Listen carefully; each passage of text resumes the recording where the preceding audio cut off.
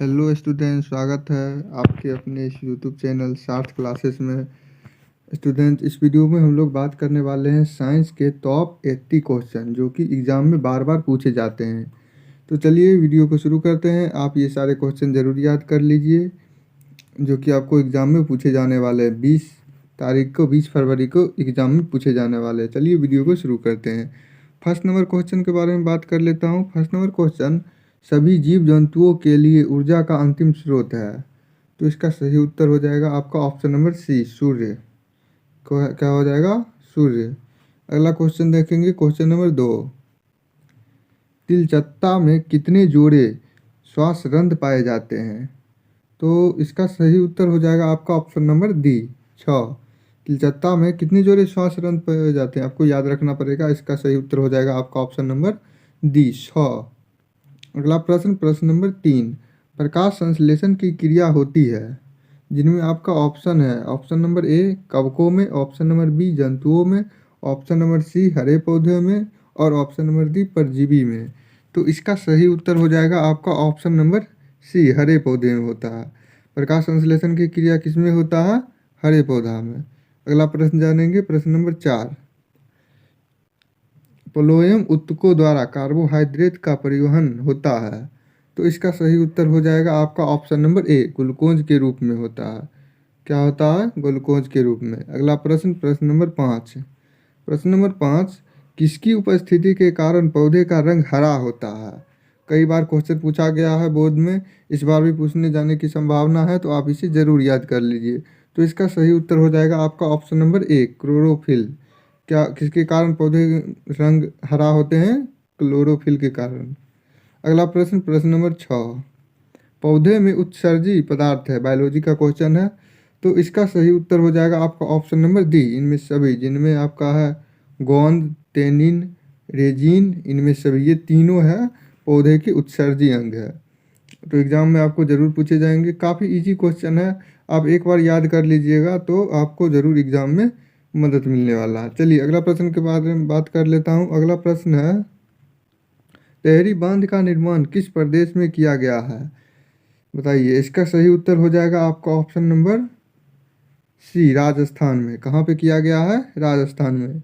आप इसे याद रखना। चलिए अगला प्रश्न जानते हैं, प्रश्न नंबर 8। प्रश्न नंबर 8, निम्नलिखित में किसके कारण अम्ल वर्षा होती है? केमिस्ट्री का क्वेश्चन है। देखिए इसका सही उत्तर, देखिए इनमें ऑप्शन है आपका CO2, SO2, CO और Cl2। तो इसका सही उत्तर हो जाएगा आपका ऑप्शन नंबर बी, SO2। क्या हो जाएगा? SO2। अगला प्रश्न जानेंगे, प्रश्न नंबर 9। देखिए प्रश्न नंबर 9 है, समीकरण 2H2 प्लस O2 तीर का निशान 2H2 है एक, ये जो अभिक्रिया हो रही है तो किस तरह का अभिक्रिया है? ये क्वेश्चन पूछा जा रहा है ऑब्जेक्टिव में आपका। आप लोग पढ़े होंगे चैप्टर 2 में। चलिए इसका इसका उत्तर है, देखिए ऑप्शन दिया हुआ है, संयोजन अभिक्रिया, वियोजन अभिक्रिया, अवक्षेपण अभिक्रिया और उदासीनीकरण अभिक्रिया। तो इसका सही उत्तर हो जाएगा आपका ऑप्शन नंबर ए, संयोजन अभिक्रिया है। कौन सा अभिक्रिया है? ये जो दिया हुआ है, संयोजन अभिक्रिया। अगला प्रश्न जानेंगे, प्रश्न नंबर 10।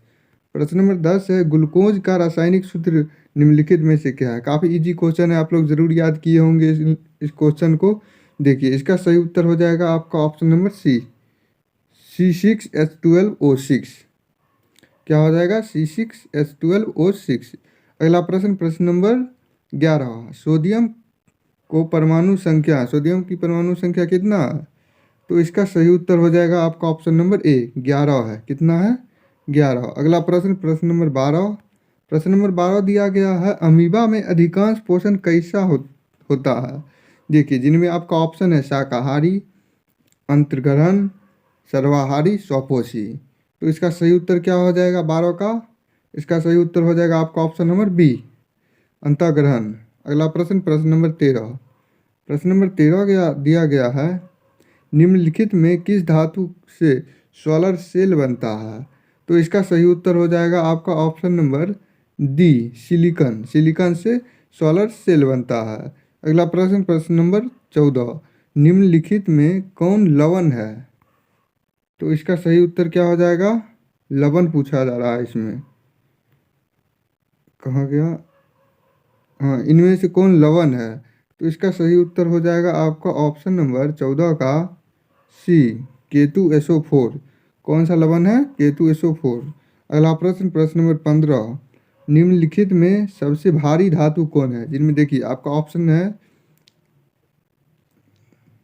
लिथियम, यूरेनियम, सीजियम और आयरन। तो इसका सही उत्तर क्या हो जाएगा? इसका सही उत्तर हो जाएगा आपका ऑप्शन नंबर बी, यूरेनियम।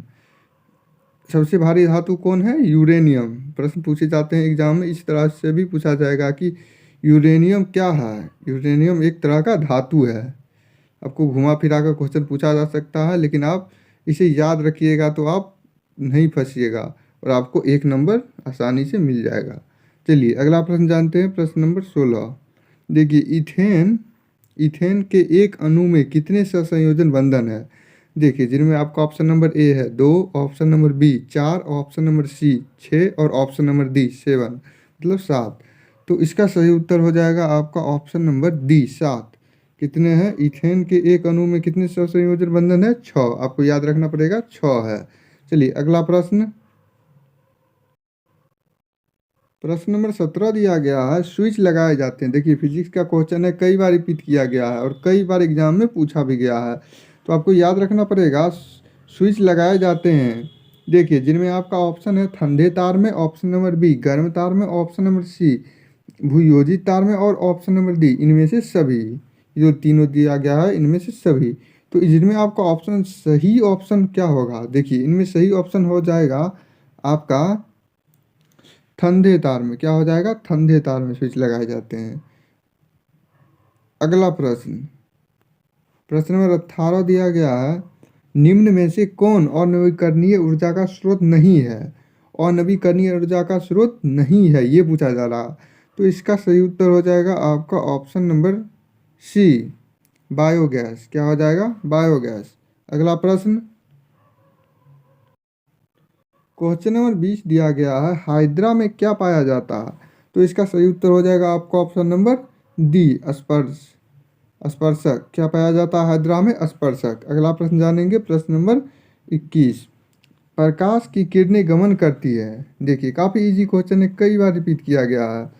आप लोगों को याद रखना है कि प्रकाश की किरणें जो गमन करती है वो सीधी रेखा में करती है। ऐसी रेखा में करती है, सीधी रेखा में। जैसे देखिए ये प्रकाश जा रही है सीधी जाएगी, ना कि ऐसे ऐसे करके टेढ़ी जाएगी।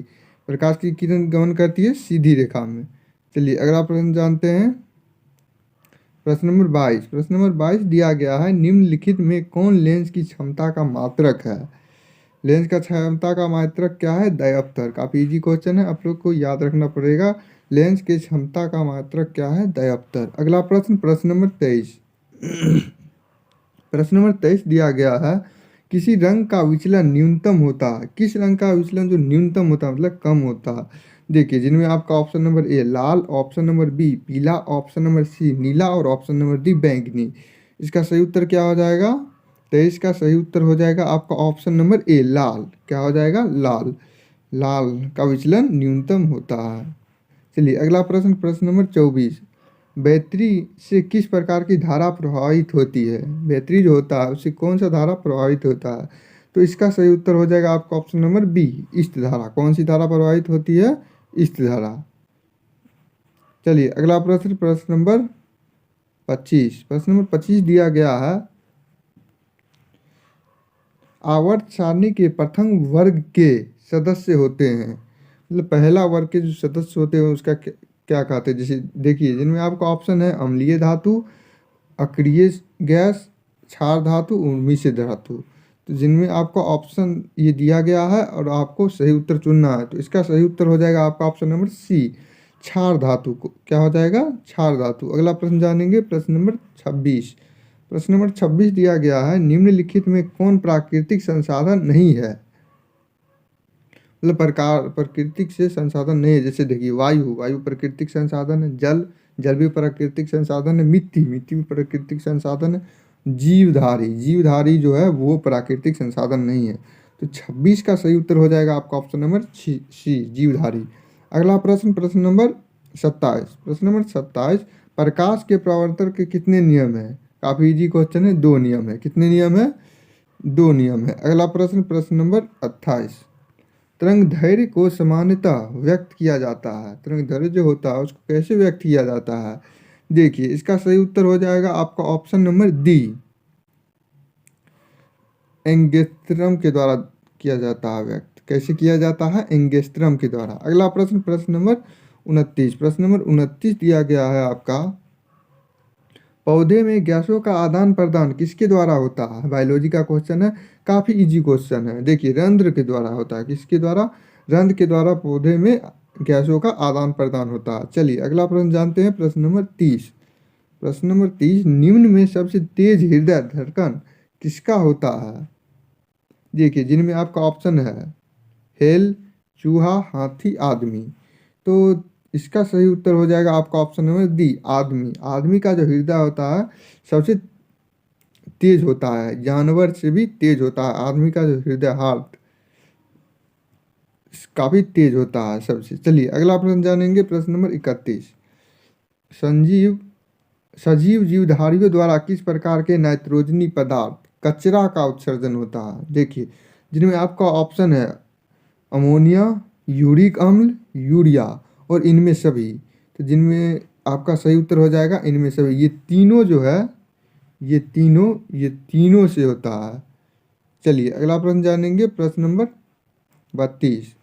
तंत्रिका तंत्र का संरचना एवं क्रियात्मक इकाई को कहते हैं। इसका सही उत्तर हो जाएगा आपका ऑप्शन नंबर ए, नेफ्रॉन कहते हैं। क्या कहते हैं? नेफ्रॉन। अगला प्रश्न, प्रश्न नंबर 33। किसे रासायनिक दूत कहा जाता है? क्या कहा जाता है? रासायनिक दूत।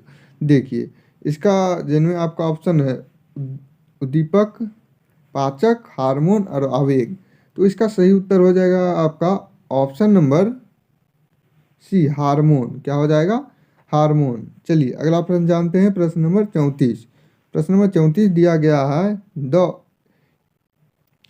ओरिजिन ऑफ स्पीच नामक पुस्तक किसने लिखी? तो इसका सही उत्तर हो जाएगा आपका ऑप्शन नंबर ए, डार्विन। क्या हो जाएगा? डार्विन ने लिखी है। चलिए अगला प्रश्न जानते हैं, प्रश्न नंबर 35। प्रश्न नंबर 35 दिया गया है, निम्नलिखित में किस माध्यम में प्रकाश की चाल सबसे अधिक होती है? देखिए, फिजिक्स का पहला चैप्टर का क्वेश्चन है। देखिए, आपका ऑप्शन है कांच, पानी, लोहा और निर्वात। तो इसका सही उत्तर हो जाएगा आपका ऑप्शन नंबर डी, निर्वात। आपको एग्जाम में इस तरह भी पूछा जा सकता है। देखिए, इनमें आपका ऑप्शन रहेगा ऑप्शन नंबर ए कांच, ऑप्शन नंबर बी पानी, ऑप्शन नंबर सी लोहा और ऑप्शन नंबर डी इनमें से कोई नहीं। तो आपको सही टिक करना होगा, निर्वात में ही प्रकाश की चाल सबसे अधिक होता है। तो आपको याद रखना पड़ेगा, तभी आप यहाँ डी नंबर सही लगा पाएंगे, इनमें से कोई नहीं। चलिए अगला प्रश्न जानते हैं, प्रश्न नंबर 36। प्रश्न नंबर 36 दिया गया है, विभवांतर का ऐसा मात्रक है। तो इसका सही उत्तर हो जाएगा आपका ऑप्शन नंबर बी, वोल्ट। क्या हो जाएगा? वोल्ट। अगला प्रश्न, प्रश्न नंबर 37। रासायनिक अभिक्रिया में भाग लेने वाले पदार्थों को कहते हैं। तो इसका सही उत्तर हो जाएगा आपका ऑप्शन नंबर ए, अभिकारक कहते हैं। क्या कहते हैं? रासायनिक अभिक्रिया में भाग लेने वाले पदार्थों को हम अभिकारक कहते हैं। देखिए, यहाँ से आपका एक 2 नंबर का ऑब्जेक्टिव भी हो गया है। देखिए, अभिकारक किसे कहते हैं? रासायनिक अभिक्रिया में भाग लेने वाले पदार्थों को हम रासायन अभिकारक कहते हैं। चलिए अगला प्रश्न, प्रश्न नंबर 38। प्रश्न नंबर 38 दिया गया है, टूथपेस्ट कैसा होता है? देखिए, अम्लीय, क्षारीय, उदासीन, इनमें सभी, ये तीनों। तो इसका सही उत्तर हो जाएगा आपका ऑप्शन नंबर बी, क्षारीय होता है। टूथपेस्ट क्या होता है? क्षारीय। अगला प्रश्न, प्रश्न नंबर 39। प्रश्न नंबर 39 दिया गया है, निम्नलिखित। देखिए, अब आप लोग को दिख रहा होगा। देखिए, निम्नलिखित में कौन विद्युत का सुचालक है? क्या है? सुचालक। देखिए, आपको याद रखना पड़ेगा, ग्रेफाइट जो है विद्युत का सुचालक है। क्या, कौन है? ग्रेफाइट। स्टूडेंट, अभी तक आप हमारे चैनल को सब्सक्राइब नहीं किए हो तो सब्सक्राइब कर लीजिए, और वीडियो को लाइक और शेयर भी कर दीजिए, ताकि आने वाली अपडेट आपको सबसे पहले मिल सके। मैं आशा करता हूँ कि आप लोग चैनल को सब्सक्राइब कर दिए होंगे। चलिए बात करते हैं अगला question, question number 40। Question number 40 दिया गया है, निम्नलिखित में कौन कार्बोक्सिलिक समूह है? देखिए इसका सही उत्तर हो जाएगा आपका option number C, single bond CH, COOH। कौन सा है कार्बोक्सिलिक समूह? Single bond COOH। अगला प्रश्न, प्रश्न नंबर 41 अमीटर से निम्नलिखित में किसे मापा जाता है? तो इसका सही उत्तर हो जाएगा आपका ऑप्शन नंबर ए, धारा को मापा जाता है अमीटर से। अगला प्रश्न, प्रश्न नंबर 42 वह उपकरण जो विद्युत ऊर्जा को यांत्रिक ऊर्जा में बदलता है उसे क्या कहते हैं? देखिए उसे विद्युत मोटर कहते हैं, जो विद्युत ऊर्जा को यांत्रिक ऊर्जा में परिवर्तित कर देता है, तो इसे क्या कहते हैं? विद्युत मोटर। चलिए अगला प्रश्न, प्रश्न नंबर 43। देखिए इसमें पूछा जा रहा है दर्पण का सूत्र है। देखिए इनमें ढेर सारा ऑप्शन 4 दिया गया है जो कि आपको फंसाने के लिए। इनमें एक सही उत्तर है, इसका सही उत्तर हो जाएगा 1/v प्लस 1/u बराबर 1/f, या फिर इसे ऐसे भी लिखा जाता है 1/f बराबर 1/v प्लस 1/u। तो आपको कंफ्यूज नहीं होना है और सही उत्तर टिक करना है। तो दर्पण सूत्र क्या हो जाएगा? ये हो जाएगा ऑप्शन नंबर ए आपका 43 का। अगला प्रश्न, प्रश्न नंबर 44 दिया गया है निकट दृष्टि दोष को निम्नलिखित में किस लेंस द्वारा हटाया जाता है? तो इसका सही उत्तर हो जाएगा आपका ऑप्शन नंबर आपका सही हो जाएगा बी, अवतल। क्या क्या हो जाएगा? अवतल। अगला प्रश्न जानते हैं, प्रश्न नंबर 45 पौधे में जनन अंग पाए जाते हैं। देखिए जिनमें आपका ऑप्शन है तना में, जड़ में, पुष्प में और फल में। तो इसका सही उत्तर हो जाएगा आपका ऑप्शन नंबर सी, पुष्प में। पुष्प में है जो पौधे के अंग पाए जाते हैं, जनन अंग पाए जाते हैं।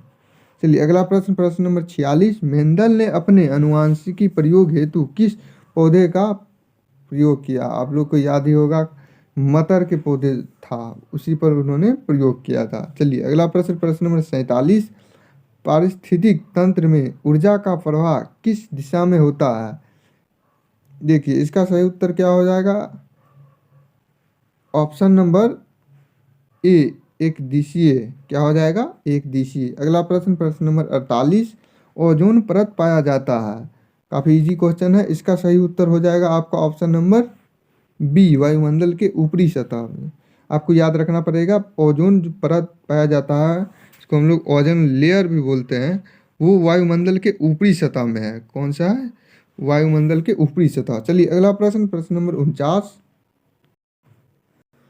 प्रश्न नंबर 49 दिया गया है। देखिए विद्युत चुंबक बनाने के लिए किस पदार्थ के छड़ का उपयोग किया जाता है? तो इसका सही उत्तर हो जाएगा आपका ऑप्शन नंबर सी, नरम लोहा। नरम लोहा को चुंबक बनाने के लिए उपयोग किया जाता है। चलिए अगला प्रश्न जानते हैं, प्रश्न नंबर 50 जब किसी चालक तार से विद्युत धारा प्रभावित होती है तो गतिशील कण होते हैं। गतिशील कण क्या होते हैं? देखिए जिनमें आपका ऑप्शन नंबर ए परमाणु, option number B ion, option number C proton और ऑप्शन नंबर डी इलेक्ट्रॉन। तो इसका सही उत्तर क्या हो जाएगा? इसका सही उत्तर हो जाएगा आपका ऑप्शन नंबर डी, इलेक्ट्रॉन। क्या हो जाएगा? इलेक्ट्रॉन। अगला प्रश्न, प्रश्न नंबर 51 ओम का नियम है। देखिए ओम का नियम जो प्रूव कर चुका है उसका सूत्र पूछा जा रहा है इसमें। देखिए कहाँ जो ऑब्जेक्टिव लिया जा रहा है, आप लोग याद किए होंगे कि ओम के नियम जो लॉन्ग में पूछे जाते हैं आप लोग याद प्रूव किए होंगे। तो इसका सही उत्तर क्या हो जाएगा? इसका सही उत्तर हो जाएगा आपका ऑप्शन नंबर ए, V बराबर IR। क्या हो जाएगा? ओम के नियम V बराबर IR। अगला प्रश्न, प्रश्न नंबर 52 विभवांतर का ऐसा मात्रक है। विभवांतर का ऐसा मात्रक क्या है? देखिए आपका option number A joule, option number B watt, option number C ampere और ऑप्शन नंबर डी वोल्ट। इसका राइट आंसर हो जाएगा आपका ऑप्शन नंबर डी, वोल्ट हो जाता है। विभवांतर का ऐसा मात्रक क्या हो जाता है? वोल्ट। अगला प्रश्न, प्रश्न नंबर 53 आमीटर का प्रतिरोध होता है। देखिए इसका सही उत्तर हो जाएगा आपका ऑप्शन नंबर सी, बहुत छोटा होता है। और मीटर का प्रतिरोध क्या होता है? बहुत ज़्यादा छोटा होता है। अगला प्रश्न, प्रश्न नंबर 54 विद्युत बल्ब का फिलामेंट निम्न में से किस धातु का बना होता है? देखिए टंगस्टन का बना होता है। काफ़ी इजी क्वेश्चन है, कितने बार रिपीट कर चुका है, आप लोग इसे याद जरूर कर लेना। फ्रेंड्स जो क्वेश्चन मैं रिपीट कर रहा हूँ, जो पर ज़्यादा टाइम दे रहा हूँ, वो सब क्वेश्चन आपको ज़रूर याद होना चाहिए। एग्ज़ाम में आपको कोई भी तरह की दिक्कत या परेशानी नहीं होंगे। आप 40 में से 80 क्वेश्चन पूछा जाता है जिनमें आपको 40 का जवाब देना होता है। 40 का 40 राइट आंसर क्लिक करके आइएगा आप लोग। ठीक है, चलिए अगला प्रश्न जानते हैं। प्रश्न नंबर 55। प्रश्न नंबर 55 दिया गया है, रियोस्टेट रियो रियोस्टेट का उद्देश्य क्या है? तो इसका सही उत्तर है आपका ऑप्शन नंबर सी, धारा का परिमाण एवं वृद्धि या कमी। चलिए अगला प्रश्न जानते हैं। प्रश्न नंबर 56, विद्युत आवेश का SI मात्रक है। देखिए इसका सही उत्तर हो जाएगा आपका ऑप्शन नंबर डी, कूलम्ब है। कूलम्ब जो है विद्युत आवेश का SI मात्रक है। क्वेश्चन घुमाकर भी पूछा जाता है। देखिए इस तरह से पूछा जाएगा आपका कूलम्ब किसका SI मात्रक है? विद्युत आवेश का SI मात्रक कूलम्ब है। आपका आंसर ये होगा। चलिए अगला प्रश्न जानते हैं। प्रश्न नंबर 57। प्रश्न नंबर 57 दिया गया है आपका, ऐसे तत्व जो इलेक्ट्रॉनों को त्याग कर धनात्मक आयन बनाते हैं उसे कहते हैं। जो इलेक्ट्रॉनों का त्याग कर देते हैं, इलेक्ट्रॉनों का त्याग कर देते हैं तो उसे कहते हैं, उसे क्या कहते हैं? तो उसे हम कहते हैं धातु कहते हैं। क्या कहते हैं? धातु। अगला प्रश्न, प्रश्न नंबर 58, लोहा पर जिंक लेपित करने की क्रिया को क्या कहते हैं? गैल्वेनीकरण कहते हैं। गैल्वेनीकरण कहते हैं। आप लोग को ये क्वेश्चन रताया होगा। चलिए अगला प्रश्न जानते हैं। प्रश्न नंबर 59, निम्न में से कौन सा संयोजी यौगिक है? केमिस्ट्री का क्वेश्चन है, काफ़ी इजी क्वेश्चन है, आप लोग याद किए होंगे। इसका सही उत्तर बताइए आप लोग। इसका सही उत्तर हो जाएगा आपका ऑप्शन नंबर सी, CH4। क्या हो जाएगा? CH4। चलिए अगला प्रश्न जानते हैं। प्रश्न नंबर 7। प्रश्न नंबर 7 जो है, आभूषण बनाने वाला सोना होता है। तो इसका सही उत्तर हो जाएगा आपका ऑप्शन नंबर 1, 24 कैरेट का होता है। कितना कैरेट का होता है? 24 कैरेट। शुद्ध सोना कितना कैरेट का होता है? 24 कैरेट का। अगला प्रश्न, प्रश्न नंबर 61, निम्न में से कौन उत्कृष्ट तत्व है? तो इसका सही उत्तर हो जाएगा आपका ऑप्शन नंबर आपका हो जाएगा ऑप्शन नंबर सी, आर्गन। निम्न में से कौन उत्कृष्ट तत्व है? आर्गन, जो आर्गन है। चलिए अगला प्रश्न जानेंगे। प्रश्न नंबर 62, ताम्र एवं तीन के मिश्र धातु को कहते हैं कांसा कहते हैं। क्या कहते हैं? ताम्र एवं तीन के मिश्र धातु को हम क्या कहते हैं? कांसा कहते हैं। चलिए अगला प्रश्न जानते हैं। प्रश्न नंबर 63, प्लास्टर ऑफ पेरिस का रासायनिक सूत्र है। रासायनिक सूत्र जितने भी आपको केमिस्ट्री में दिए हुए हैं, चाहे धोने वाले सोडे, बेकिंग सोडा, मतलब जितने भी सूत्र आपको दिए हुए आप सब उनको याद कर लीजिएगा। आपको 2 से 3 नंबर के सूत्र पूछे जाएंगे, तो आप लोग सूत्र याद किए होंगे तो आपको कोई भी दिक्कत नहीं आएगा।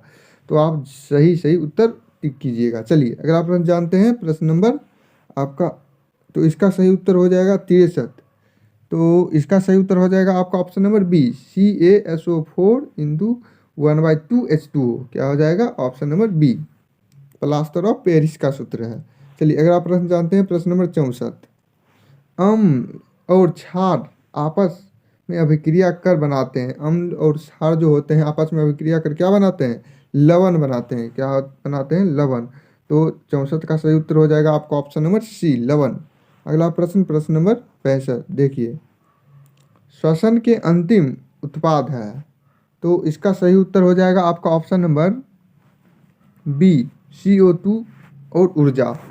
श्वसन के अंतिम उत्पाद क्या है? CO2 और ऊर्जा। चलिए अगला प्रश्न जानते हैं। प्रश्न नंबर 66, दांत की सबसे ऊपरी परत है। दांत के जो सबसे ऊपरी परत है उसको क्या कहते हैं? देखिए इनामेल कहते हैं। क्या कहते हैं?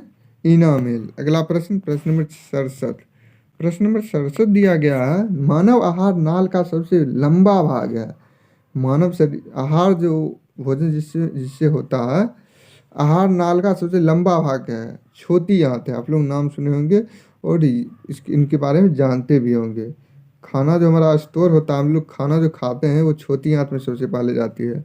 तो मानव आहार नाल का सबसे लंबा भाग क्या है?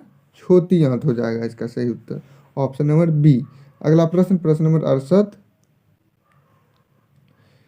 देखिए परागन निम्न में से किसके अंदर बनते हैं? परागन तो इसका सही उत्तर हो जाएगा आपका ऑप्शन नंबर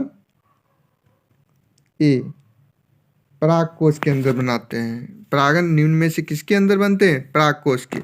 अगला प्रश्न, प्रश्न नंबर 69, चलनी नलिकाएं पाई जाती है। इसका उत्तर क्या हो जाएगा आपका? क्वेश्चन भाग गया था। हाँ हाँ आ गया। देखिए क्वेश्चन, परागन चलनी नलिकाएं पाई जाती है, तो इसका सही उत्तर हो जाएगा आपका ऑप्शन नंबर सी, फ्लोएम में। कहाँ पाए जाते हैं? फ्लोएम में। अगला प्रश्न, प्रश्न नंबर 70 जो है, आरसीबी की जीवन अवधि होती है, क्या होती है? तो इसका सही उत्तर हो जाएगा आपका ऑप्शन नंबर ए, 120 दिन के होते हैं। आरसीबी की जीवन अवधि कितने दिन के होते हैं? 120 दिन के। चलिए अगला प्रश्न, प्रश्न नंबर 71। प्रश्न नंबर 71 दिया गया है, मानव जीवन की सबसे लंबी कोशिका, लंबी कोशिका क्या हो जाएगा इसका सही उत्तर? इसका सही उत्तर हो जाएगा आपका ऑप्शन नंबर सी, न्यूरॉन होता है। क्या होता है? न्यूरॉन। अगला प्रश्न, प्रश्न नंबर 72, अंडाणु निषेचित होता है। देखिए जिनमें आपका ऑप्शन नंबर ए योनि में, ऑप्शन नंबर बी गर्भाशय में, ऑप्शन नंबर सी अंडाशय में और ऑप्शन नंबर डी फैलोपियन नलिका में। तो इसका सही उत्तर क्या हो जाएगा? ऑप्शन नंबर डी, फैलोपियन नलिका में होता है। चलिए अगला प्रश्न, प्रश्न नंबर 73, वनस्पति तेलों में होती है। तो इसका सही उत्तर हो जाएगा आपका ऑप्शन नंबर सी, लघु असंतृप्त हाइड्रोजन का श्रृंखलाएं। क्या हो जाएगा? वनस्पति तेलों में होती है लघु और संतृप्त हाइड्रोजन श्रृंखलाएं। चलिए अगला प्रश्न, प्रश्न नंबर 74, ब्यूटेन के कितने समावयवी संभव है? देखिए जिनमें आपका option number A 5, option number B 2, option number C 3 और ऑप्शन नंबर डी 4।